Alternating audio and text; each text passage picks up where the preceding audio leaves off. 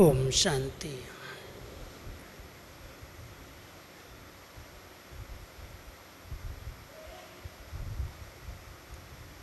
हम सभी प्यारे बाबा से समय पर समय अनेक खजाने प्राप्त करते रहते हैं। आप सभी इस लास्ट टर्न में, सीजन का लास्ट टर्न है और बाबा से खजानों की झोली भरने के लिए आए हैं। कितने बच्चे बाबा के भाग भाग करके चात्रक की तरह इतनी गर्मी में, इतनी भीड़ के बीच में कुछ प्राप्त करने के ही लक्ष्य से बाबा के घर में पहुँचे हैं। मैं समझता हूँ इस सीजन की सभी मुरलियाँ आप सबने बहुत ध्यान से सुनी होंगी। कल जो हम सभी बाबा से मिलेंगे, इस सीजन की ये 11वीं मुरली होगी। अभी तक जो 10 मुरली 10 बार बाबा ने हम सभी बच्चों से मिलकर सुनाई है, उससे बहुत से खजाने हम सब ने जमा किए हैं। जो बाबा के बच्चे बाबा की मुरली को बहुत ध्यान से पढ़ते हैं, सुनते हैं, मनन चिंतन करते हैं, उन सब के पास अनेक खजाने जमा हैं और जमा हैं तो ज़रूर दूसरों को दान भी करते होंगे। आज ये विषय बहुत ही सुंदर और मनन चिंतन करने योग्य है, क्योंकि बाबा से हम सभी बहुत कुछ प्राप्त कर रहे हैं। उनको संभालना, उनको बढ़ाना, जैसे लौकिक रीति से बहुत सी प्रॉपर्टी अगर माँ बाप कमा करके बच्चों के लिए रखते हैं, बच्चों के नाम पर कर देते हैं, तो जो सपूत बच्चे होते हैं, वो सपूत बच्चे उस प्रॉपर्टी को इधर उधर गंवाते नहीं, लेकिन उसको बढ़ाते हैं और संभालते हैं। तो हम सबको बाबा ने जो भी खजाने दिए हैं, उन खजानों को हम कहाँ तक संभाल रहे हैं, कहाँ तक बढ़ा रहे हैं और उसकी सहज विधियाँ क्या हैं। क्योंकि इस बार बाबा ने 2 मुरलियों में विशेष 3 जमा के खाते हम सब के देखे हैं और वो तीनों जमा के खाते देखकर बाबा ने उन खातों को और बढ़ाने की विधियां सुनाई हैं। सबसे पहला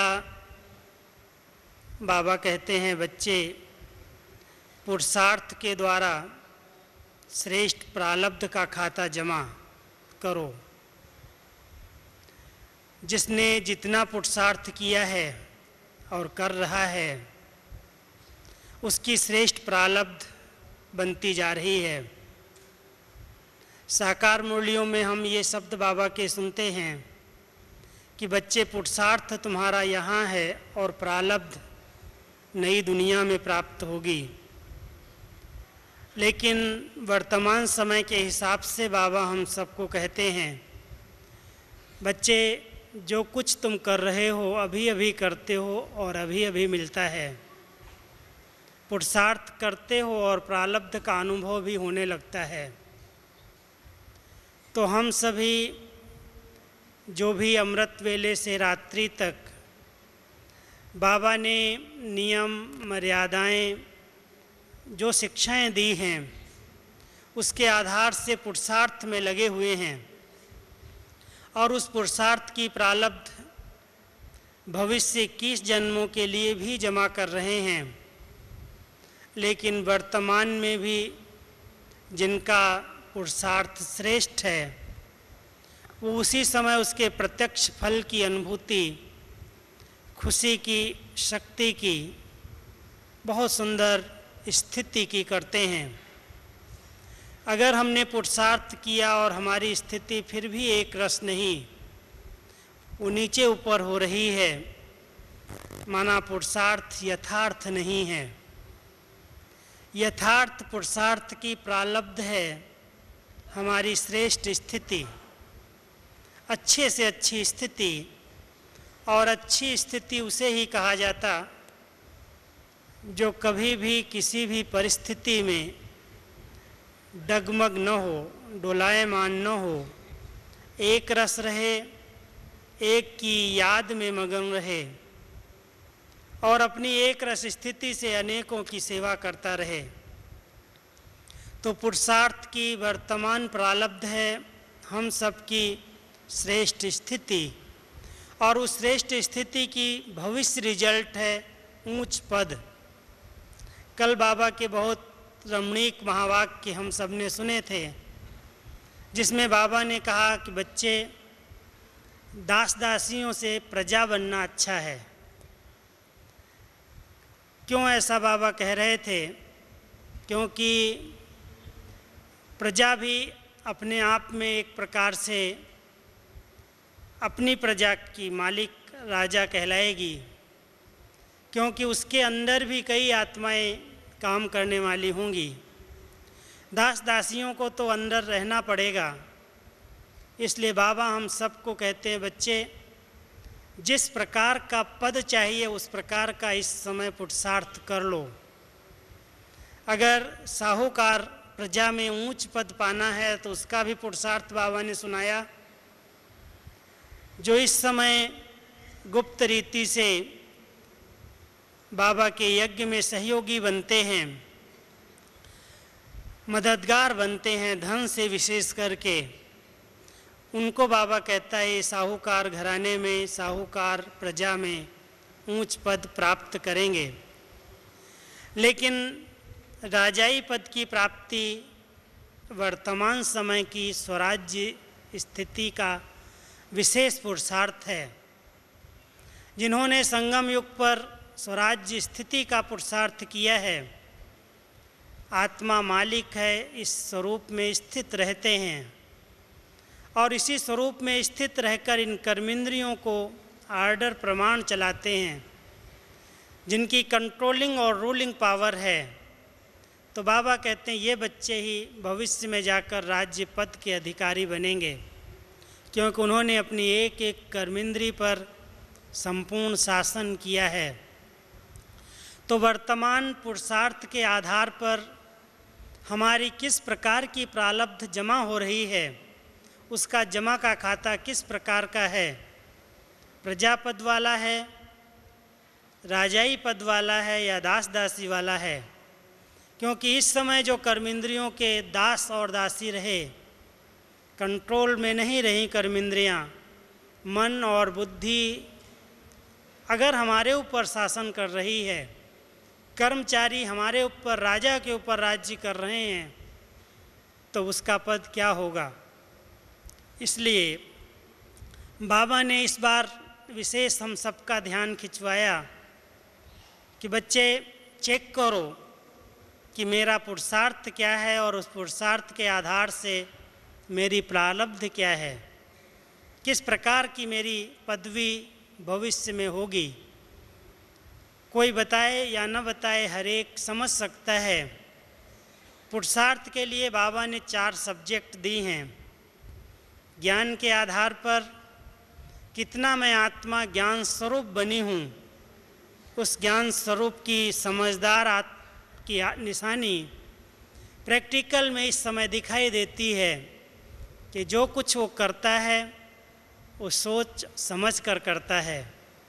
क्योंकि ज्ञानी और अज्ञानी में बाबा ने यही विशेष अंतर हम सबको सुनाया है कि ज्ञानी आत्मा करने के पहले सोचती है, जो कुछ बोलने जा रही है बोलने के पहले भी वो विचार करती है, सोचने के पहले भी सोच लेती है कि ये जो संकल्प मैं कर रहा हूँ ये कितना यथार्थ है, कितना विधि पूर्वक है, और अगर नहीं है तो उसको सोचने में फुल स्टॉप लगाती है।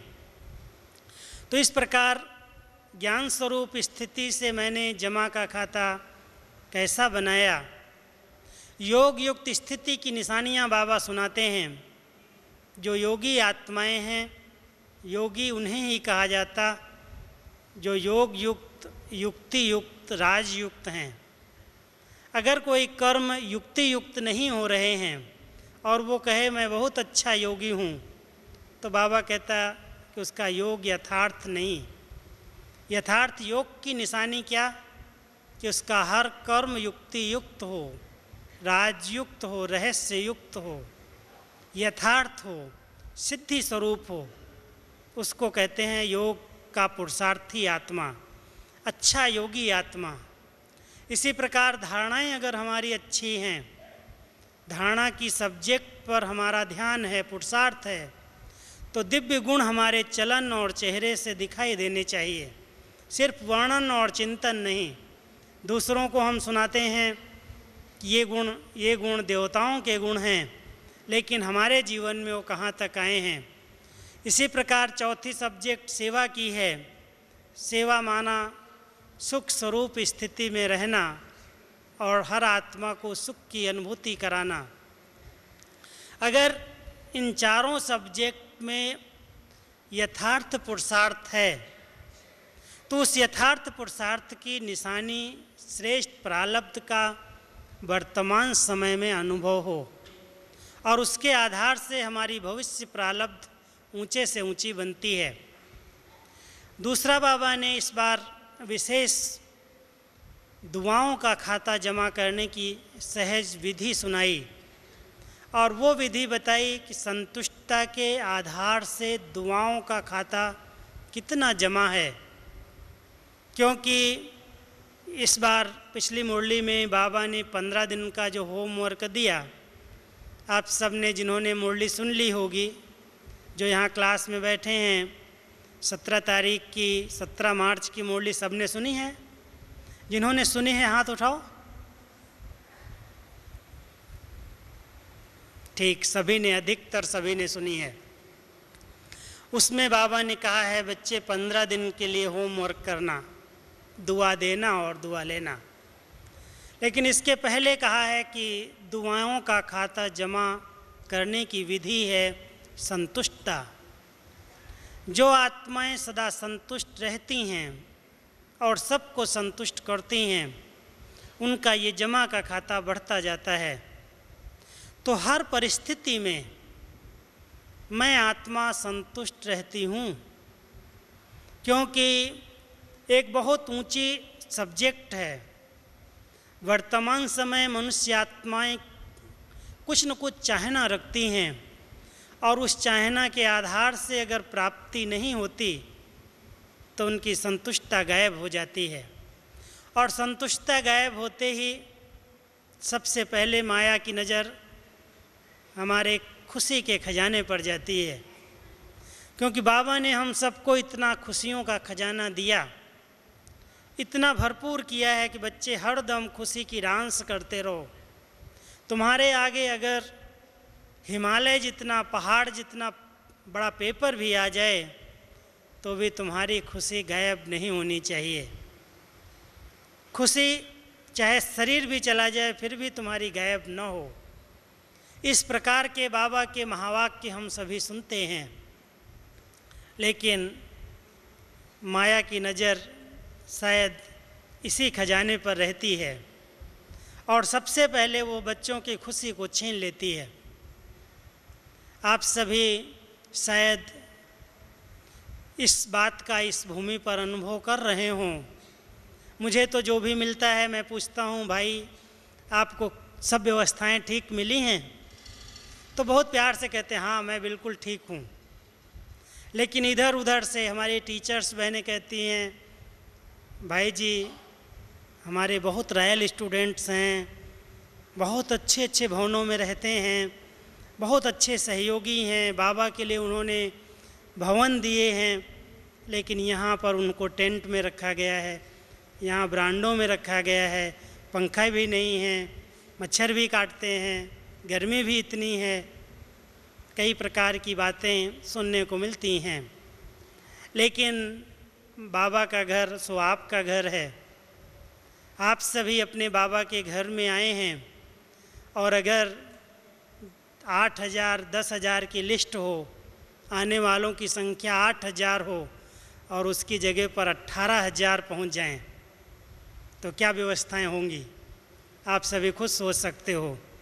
इसलिए कुछ भी पेपर आता, ये भी कहेंगे छोटा मोटा पेपर ही है। आराम की ज़िंदगी में रहने वाले और इस भूमि पर आकर उनको अगर ठीक व्यवस्था नहीं मिलती है, तो हो सकता है कि कोई का ये खजाना संतुष्टता का, खुशी का माया ने चोरी कर लिया हो। लेकिन हम आपको इस भूमि की 3 पैर पृथ्वी जो बाबा के घर में मिलती है, बहुत सारे कॉलोनी के अंदर भवन बने हैं, ऑफ़र भी करते हैं, चलो आपको यहाँ तकलीफ़ है, आप कॉलोनी के मकान में जाएंगे?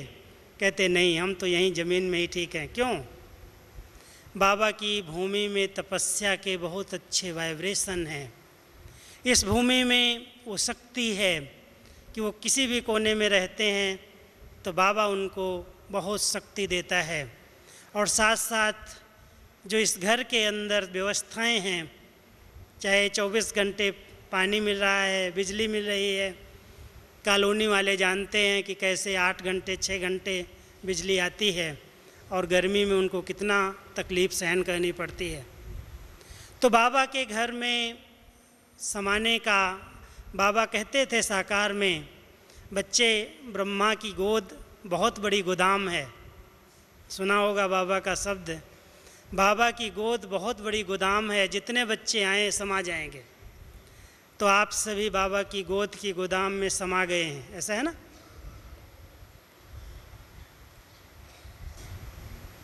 तो सभी अपने इस जमा के खाते को चेक करना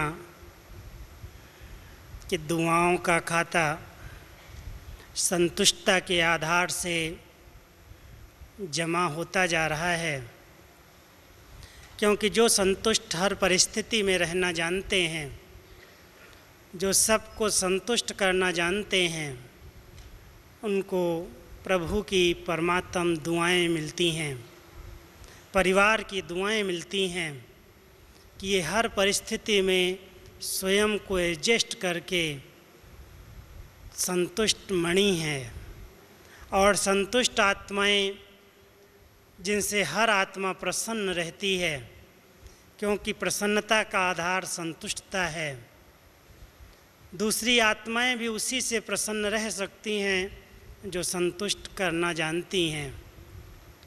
तो हम सभी इस खजाने को चेक करें कि कितना हम प्रसन्न रहते हैं और प्रसन्न करते हैं, संतुष्ट रहते हैं और संतुष्ट करते हैं। तीसरा एक खजाना जिसको बाबा ने कहा बच्चे जमा करो, काम में आएगा, वो है पुण्य का खजाना।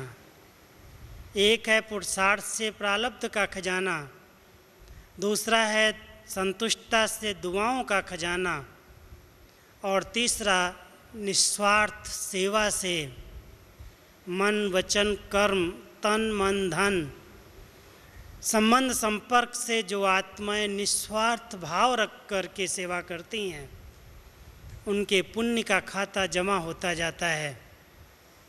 तो ये तीनों खजाने, तीनों खाते हम सभी आज, वैसे भी 31 मार्च क्लोजिंग डे बोलते हैं, गवर्नमेंट ऑफिसेज में अकाउंट क्लोज हो जाता है 31 मार्च को। तो आज आप सभी अपने अपने अकाउंट को चेक करना कि हमारा बैंक बैलेंस कितना है, संतुष्टता का खाता कितना है, पुण्य का खाता, दुआओं का खाता और श्रेष्ठ प्रारब्ध का खाता कितना हम सब ने जमा किया है या नहीं, या कम है, और उसको संभालने की विधियां क्या हैं। क्योंकि किसी के पास बहुत कुछ हो, संभालना ना आता हो, तो कहीं न कहीं चोर ले जाएंगे, कहीं न कहीं नुकसान हो जाएगा। इसलिए बाबा ने हम सबको इसकी 3 विधियां सुनाई हैं। हम तो केवल आपको रिवाइज करके बता रहे हैं। आप सबका भी इस पर चिंतन गया होगा, सुना होगा बाबा के शब्द। बच्चे, जो बाबा ने तुम्हें दिया है उसको संभालना सीख लो, गंवाना नहीं। और संभालने की विधि है, जैसे उस खजाने पर चौकीदार रखे जाते हैं। वो चौकीदार हैं अटेंशन और चेकिंग। बार बार चेक करते रहते हैं कि कोई भी प्रकार से कहीं भी कोई चोर इस खजाने पर नज़र न रखे। चेक करते रहते हैं और अटेंशन रखते हैं कि किसी भी बात से हमारी कोई भी प्रकार की चोरी खजाने की न हो जाए। बाबा ने सब कुछ दिया है, ज्ञान का खजाना, गुणों का खजाना, शक्तियों का खजाना, समय, श्वास, संकल्प भी बड़े खजाने हैं। हर प्रकार से एक एक बच्चे को माला माल किया है, भरपूर किया है। लेकिन माया कहीं न कहीं से उस खजाने को चोरी करना चाहती है। इसलिए बार बार हम सभी चेक करें, कहीं से भी, किसी भी दरवाजे से, किसी भी रूप से हमारे इस खजानों पर नज़र न रखे, चोरी न कर ले। तो अटेंशन रूपी चौकीदार, पहरेदार, अलर्ट, कभी भी अलबेलापन ना आए। इसलिए बाबा एक विधि बताते हैं अटेंशन और चेकिंग की। दूसरी विधि बताते हैं, कोई भी बात होती है बच्चे फुल स्टॉप लगाना सीखो, क्योंकि खजाने व्यर्थ कैसे जाते हैं अगर उस पर हम यहाँ पर चर्चा करें तो आप सभी जो भी खजाने जमा कर रहे हैं सब जानते हो किस रूप में हम जमा करते हैं। मम्मा का एक शब्द मुझे याद रहता है। मम्मा अपनी वाणियों में, मुरली में हमेशा कहती थी, बच्चे जमा तो बहुत मेहनत से करते हो, बहुत मेहनत करते हो जमा के लिए, लेकिन एक छोटी सी बात सहज रीति से उस खजाने को छीन लेती है और बातें कहीं न कहीं किसी न किसी रूप में हमारे सामने आती हैं। छोटी छोटी बातें, उनका अगर हम चिंतन करना शुरू कर देते हैं, कईयों को उसका चिंतन करते करते बहुत विस्तार करना आता है। अगर कोई छोटी बात को बड़ा बनाना जानता है या उसका बहुत चिंतन करता है तो जितनी शक्तियाँ आंतरिक जमा होती हैं, अच्छे संग से, अच्छी पढ़ाई से, अच्छा भोजन से, अच्छे वातावरण से शक्तियाँ जमा कैसे होती हैं? जमा करने के स्रोत बहुत हैं। आप हमारी क्लासेज में जाते हैं, बाबा की क्लासेज चलती हैं, मुरली सुनते हैं, शक्तियाँ जमा होती हैं। योग करते हैं, शक्तियाँ जमा होती हैं। अच्छे संगत में रहते हैं, शक्तियाँ जमा होती हैं। अच्छा भोजन बाबा की याद में ग्रहण करते हैं, शक्तियाँ जमा होती हैं। अच्छे वायुमंडल में आते हैं, जमा हो जाती हैं। लेकिन थोड़ी सी कोई बात हो गई और उसके कारण स्थिति नीचे ऊपर हुई, या उस छोटी सी बात को हमने समाया नहीं, उसको फुल स्टॉप नहीं लगाया, उसका वर्णन किया, उसका चिंतन किया, उसे सुनाया, तो जितनी कमाई एक तरफ जमा की, उस एक छोटी सी बात ने उस सारी कमाई पर पानी फेर दिया। इसलिए अटेंशन रूपी पहरेदार की ये हमारी कमाई, ये हमारे खाते, कहीं पर भी कोई भी प्रकार से माया छीन न ले, ध्यान रखना। तो छोटी छोटी बातों में खजाने हमारे व्यर्थ जाते हैं, जो छोटी बात को बड़ा बना देते हैं। दूसरी बात, बाबा हमेशा हम सब का ध्यान खिंचवाते, मैं और मेरापन।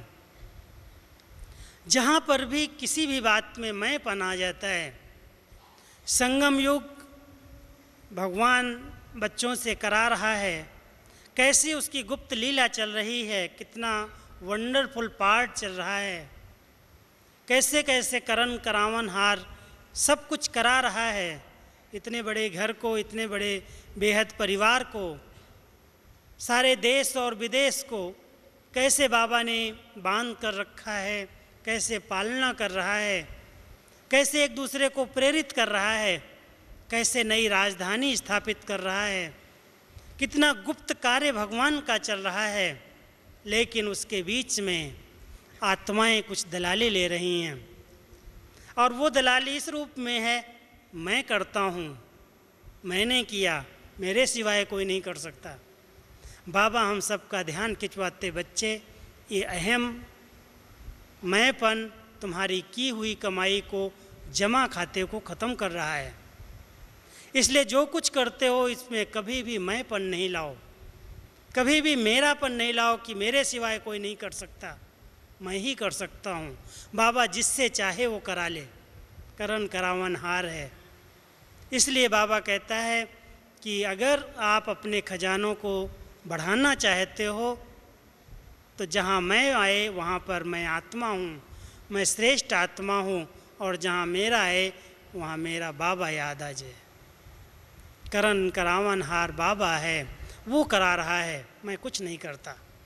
इस संगम युग पर कभी भी कर्तापन का भान ना आना चाहिए, तब खजाने जमा होंगे, बढ़ेंगे, नहीं तो कहीं ना कहीं से लीकेज उस खजाने को ख़त्म कर देगी।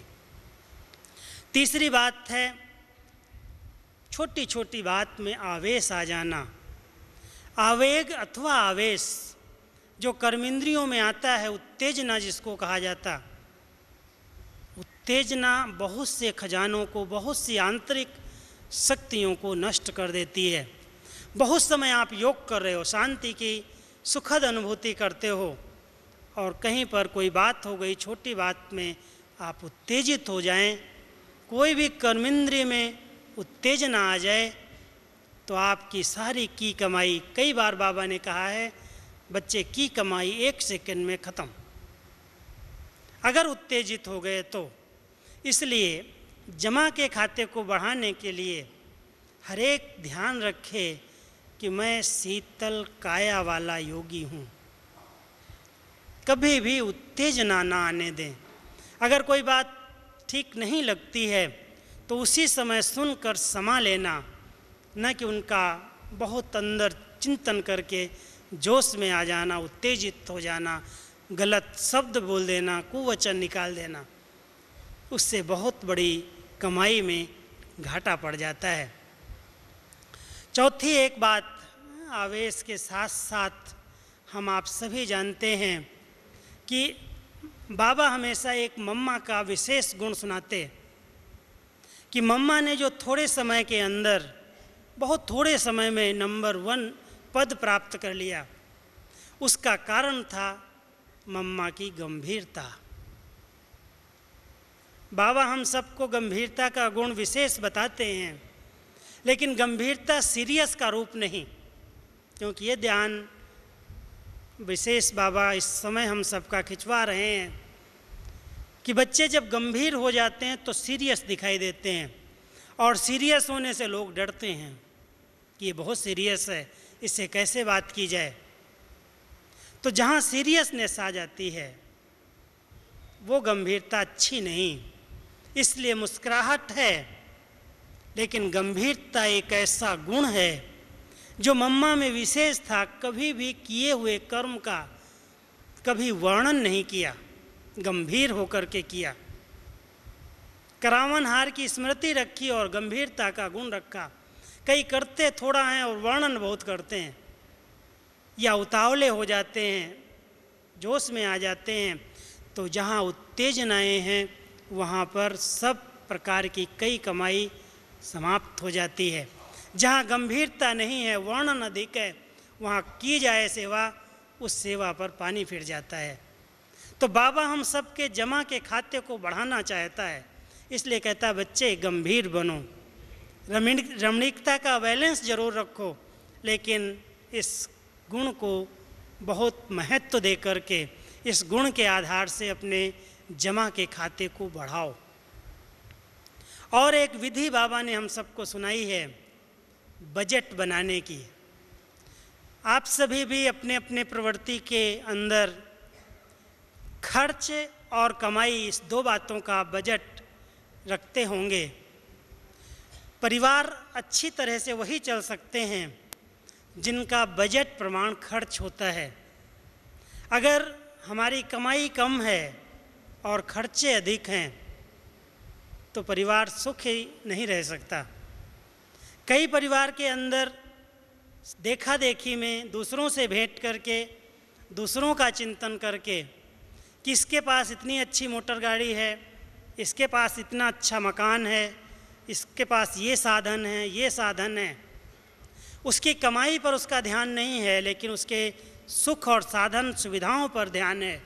भेंट करता है और भेंट करने के कारण अपने खर्चे को बढ़ा देता है। उसका बजट इतना नहीं है कि वो अपने परिवार को सुखी उस बजट के प्रमाण रख सके। इसलिए ये बात बहुत सभी ध्यान दें।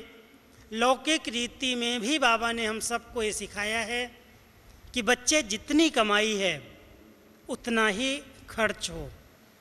ऐसे नहीं कमाई कम है और खर्चे बहुत हों। हमने कमाई कम की है। आध्यात्मिक रीति से भी हम यहाँ पर आपको बताएं कि हमारा योग बहुत कम है, बोलते बहुत अधिक हैं। हमारे ज्ञान चिंतन की शक्ति बहुत कम है और व्यर्थ चिंतन हमारा अधिक जा रहा है। माना हमारा बजट असंतुलित है, संतुलित नहीं है। संतुलित बजट उसको कहा जाता है जिसमें कमाई के प्रमाण खर्च हो। अगर हम अच्छी कमाई कर रहे हैं और अच्छा खर्चा है तो कोई बात नहीं, बाबा कहता कोई बच्चे ख्याल नहीं करो। लेकिन कमाई का अटेंशन कम है, बैलेंस टूट जाता और खर्चा बहुत है। छोटी छोटी बातों में खर्चा अगर करेंगे तो कर्जा लेना पड़ेगा। इसलिए ध्यान रखना कि कर्जा हमारे ऊपर न चढ़े, लेकिन कर्ज मर्ज का रूप है। बाबा ने हम सबको सुनाया जो कर्जदार है दुनिया में भी, अगर आपके ऊपर किसी का कर्ज हो, आपने किसी से कर्ज लिया हो, तो आप चैन की नींद नहीं सो सकते, खुश नहीं रह सकते, क्योंकि वो बार बार तंग करता रहेगा, बीच बीच में मांगता रहेगा, टोकता रहेगा। उससे आप किनारा करके रहेंगे कि जब तक इसका कर्ज न चुकाऊं इसके सामने कैसे जाऊं। तो बाबा हम सबको कहता है मेरे बच्चों को इस बात का ध्यान रखना है। दुनिया के हिसाब से बात नहीं कर रहा है बाबा, लेकिन कहता है कि बच्चे अगर बार बार तुम्हारा मूड खराब होता है, बार बार तुम्हारी स्थिति बिगड़ती है, तुमको दूसरों के सहयोग की ज़रूरत पड़ती है। कोई पूछ ले, कोई प्यार दे दे, कोई कुछ सुनाए, कुछ राह दिखा दे, ये भी एक जैसे कर्ज ले रहे हो। इसलिए इस बात पर ध्यान देना कि बाबा ने हम सबको इतना दिया है, उसको हम मनन करें, चिंतन करें, उसका स्वरूप बने। हमारे पास बहुत खजाने हैं, किसी से लेने की ज़रूरत नहीं है। हर परिस्थिति का, हर समस्या का हम सबके पास समाधान है। बाबा का कोई भी ऐसा बच्चा नहीं है जिसके पास समस्या का समाधान न हो। और इस बार बाबा ने ये हम सबको होमवर्क दिया है कि बच्चे कारण नहीं सुनाओ। ये कारण है इसलिए हमारी सेवा वृद्धि को प्राप्त नहीं होती, ये कारण है इसलिए हमारे सेंटर पर ये विघन है। कारण बहुत होंगे क्योंकि दुनिया ही तमो प्रधान है, वायुमंडल पतित है, मनुष्य आत्माओं की वृत्तियां अति तमोगुणी बन चुकी हैं। भटकती हुई आत्माएं अनेक इच्छाएं लेकर के भटक रही हैं। हर बात में, हर समय अति के वायुमंडल में हम सभी चल रहे हैं। और उस अति के तमो प्रधान वायुमंडल के बीच में कोई सोच ले कि मेरे पास कारण ही ना आए तो मेरी स्थिति अच्छी रहेगी, मेरे आगे कोई समस्या ही ना आए फिर मेरी अच्छी स्थिति रहेगी। बाबा कहते बच्चे ये तो असंभव है। बातें अनेक आएंगी, कारण अनेक बनेंगे, समस्याएं नए नए रूप में जन्म लेंगी, बहुत अधिक वृद्धि होगी इनकी विघ्नों की। लेकिन मेरे बच्चे कारण का निवारण करना जानते हैं, समस्या का समाधान जानते हैं। इसलिए बाबा ने इस बार विशेष अंडरलाइन कराई है, बच्चे कारण नहीं सुनाओ, निवारण स्वरूप बनो। समस्याएं नहीं बताओ, समाधान स्वरूप बनो। हैं, होंगी, लेकिन इसका समाधान क्या है? किसके पास उसका समाधान नहीं है? सबसे अच्छा समाधान बाबा ने हर बात का सुनाया है। कोई भी पेपर, कोई भी परिस्थिति, कोई भी विघ्न हो, बाबा कहता है बच्चे पहले मन और मुख का मौन रखो, बहुत एकाग्रचित्त होकर के बाबा को याद करो। योग अग्नि है, दुनिया के अंदर अगर फायर लगी है, काम विकार की आग लगी है, तो तुम फायर ब्रिगेडर हो। आज क्या कहा मुरली के अंदर? तुम आग बुझाने वाले हो। आग लग गई, आग लग गई, क्या करूं क्या करूं, हाय हाय करने वाले नहीं, बुझाओ। तुमको मैंने साधन दिए हैं, योग अग्नि दी है, योग में रहो, वो आग बुझ जाएगी। इसलिए कोई भी परिस्थिति, कोई भी पेपर, कोई भी रुकावट, चाहे अपने आप के पुरुषार्थ में है, चाहे साथियों के संबंधियों के पुरुषार्थ में है, चाहे सेंटर पर है, उन सब का समाधान है, बाबा ने दिया है। हम सिर्फ थोड़ा समय उसको सोचें, विचार करें, चिंतन करें और चिंतन करके उसका स्वरूप बने। योग बल को बढ़ाएं और योग युक्त स्थिति से विघ्नों का निवारण ढूंढें। बाबा कहता मैं अपने बच्चों को टच करता हूँ। कोई भी परिस्थिति आपके आगे आ जाए, कोई भी पेपर आ जाए, जिसके साथ भगवान है, जिसका डायरेक्ट उसके साथ कनेक्शन है, उसके आगे विघ्न और पेपर क्या हैं? थोड़ा सा विचार करो, क्या है उसके आगे वो? आप सभी सर्वशक्तिवान की संतान हो। हर परिस्थिति का हल है, लेकिन उस हल को हल की रीति से, बहुत हल्की रीति से हल कर लो। एकाग्र हो करके शुद्ध साफ मन से, सच्चे दिल से बाबा को सुना करके बाबा से शक्ति ले लो। बाबा टच करेगा, बच्चे ऐसे नहीं ऐसे करो, ये नहीं ये करो, उत्तर मिलेगा। इससे पूछूं, उससे पूछूं, यहाँ उत्तर दूं, यहाँ बताऊं, बड़ों को लिखूं। बाबा के पास, दादियों के पास कई सेंटर से 10-10 पेज, 15-15 पेज के पत्र आते हैं। कौन पढ़ता है बताओ आप? है टाइम किसी के पास? कोई के पास टाइम नहीं है। उसको बाबा कहता है पेपर आया, फाड़ करके वेस्ट पेपर बॉक्स में डाल दो। हर एक को समस्या का खुद समाधान निकालना है। कौन देगा समस्या का समाधान? बाबा की मुरली देगी। बाबा से कनेक्शन ठीक रखो, उससे समाधान मिलेगा। आत्माएं क्या देंगी और कहाँ तक देंगी? वृद्धि हो रही है, सेवाएं बढ़ रही हैं, कार्य बढ़ रहे हैं, बच्चे बाबा के बढ़ रहे हैं, सेवा केंद्र बढ़ रहे हैं और विघ्न और समस्याएं भी बढ़ रही हैं, लेकिन उनका समाधान एक एक बाबा के बच्चे के पास है। इसलिए बाबा कहता है बच्चे तुम समस्या स्वरूप नहीं, समाधान स्वरूप बनो और अपने जमा के खाते को बढ़ाओ। क्यों ये बात कह रहा है बाबा? क्योंकि अंत समय में बहुत लंबी क्यू आपके सामने आने वाली है। जो कुछ आपने अनुभव किए हैं, जो कुछ आपने प्राप्त किया है, जमा किया है, बहुत बड़ी भाग्यवान आत्माएं हम सभी हैं, जो हम सबको कम से कम 2 पैर पृथ्वी पर बैठकर भगवान से डायरेक्ट मिलने का भाग्य मिला है। भगवान के भाग्य का हम यहाँ अनुभव करेंगे, लेकिन बाबा कहता है वो दिन आएगा जब भक्तों की बहुत लंबी लाइन होगी। 1 सेकंड की दृष्टि के लिए लोग तरसेंगे, तड़फेंगे। आपको अपने जमा खाते से उन्हें भरपूर करना होगा, उन्हें कुछ देना होगा। ऐसी आत्माओं की लाइन अभी क्यों लगने वाली है। इसलिए हम सभी भाग्यवान आत्माएं, जिनको भगवान ने डायरेक्ट चुना है, जिनको डायरेक्ट पालना दे रहा है, चाहे आप पहली बार आए हैं, नए हैं, पुराने हैं, कोई भी हैं, लेकिन फिर भी बहुत बड़ी भाग्यवान आत्माएं हैं जो कम से कम भगवान की छत्र छाया के अंदर, दृष्टि के नीचे उसके महावाक्यों का डायरेक्ट श्रवण करेंगी, डायरेक्ट उसकी दृष्टि का अनुभव करेंगी, उसकी सकाश और शक्ति का अनुभव करेंगी। अब इससे जो आप अनुभव के खजाने को जमा करेंगे, जो आपका अनुभव का खजाना, शक्ति का खजाना, खुशी का खजाना बढ़ेगा, ये दूसरों को देना है, दान करना है। क्योंकि दान करने से वृद्धि होगी, रखने से नहीं। जितने अनुभव हम सबको हुए हैं, हम दूसरों को देंगे तो वो बढ़ता जाएगा। तो दान करने से बढ़ेगा, संभालने से बढ़ेगा, और जितना उस पर मनन चिंतन करेंगे, अपनी घोटेंगे, उतना वो बढ़ेगा।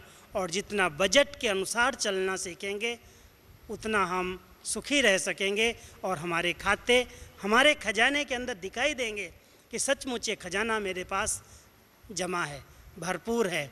तो हम सभी हर खजाने से स्वयं को भरपूर करें, जमा कर लें, और जमा करके फिर क्या करें? दूसरों को दान करें। दान करने से वरदान मिलेगा, मांगने से नहीं। अगर मनसा के द्वारा शक्तियों का दान करेंगे, मनसा के द्वारा सकाश देंगे, मनसा शक्तिशाली शुद्ध बन जाएगी। वाचा के द्वारा ज्ञान दान करेंगे तो वाचा सिद्ध होने वाली महावाक्य का रूप हो जाएगी। इसलिए हम सभी जितना दान करेंगे उतना हमारे खजाने बढ़ते जाएंगे, और जितना अटेंशन रखेंगे, चेकिंग रखेंगे, उतना हम अपने खजानों को, जमा किए हुए खजानों को संभाल सकेंगे। तो संभालना भी बाबा ने सिखाया है और बढ़ाना भी सिखाया है। खूब बढ़ाओ, इतना भरपूर हो जाओ, इतना शक्तियों से संपन्न हो जाओ, जो हमारी दृष्टि, हमारे बोल, हमारे हर कर्म से लोगों को अच्छे से अच्छे अनुभव हों, और अनुभवों के द्वारा हम बाबा का नाम रोशन कर सकें। तो हम सभी कल का दिन विशेष है ना, कल हमारे बीच में बाबा पधारेंगे। अभी से ही, रात के समय से ही क्या करेंगे आप सभी? क्योंकि बहुत बड़ी संख्या में जब होते हैं लोग, तो आवाज़ की दुनिया बन जाती है। एक बोलता है थोड़ा, दूसरा थोड़ा बोलता है। तो सबसे अच्छा, अगर आप सभी बाबा के अच्छे सुखद अनुभव करना चाहते हैं, तो सबसे अच्छी विधि है मन और मुख का मौन। इतनी सुंदर अच्छी स्थिति में रहो, जो इतने सबके बीच में होते हुए एक की लगन में मगन हो जाओ। तो कल का दिन ऐसा शुभ दिन है, परमात्म शक्तियों से स्वयं के खजाने भरपूर करने का दिन है। इसलिए हम सभी रात से ही, आज से ही एकांतवासी बनकर मन और मुख का मौन रखें, और बाबा से अव्यक्त स्थिति में रहकर सब शक्तियों का खजाना जमा करते रहें। तो सभी अभ्यास करना, और अमृत वेले साइलेंस में बाबा से गुड मॉर्निंग करना, और फिर सारा दिन उसी स्थिति में अनुभव करना। ओम शांति।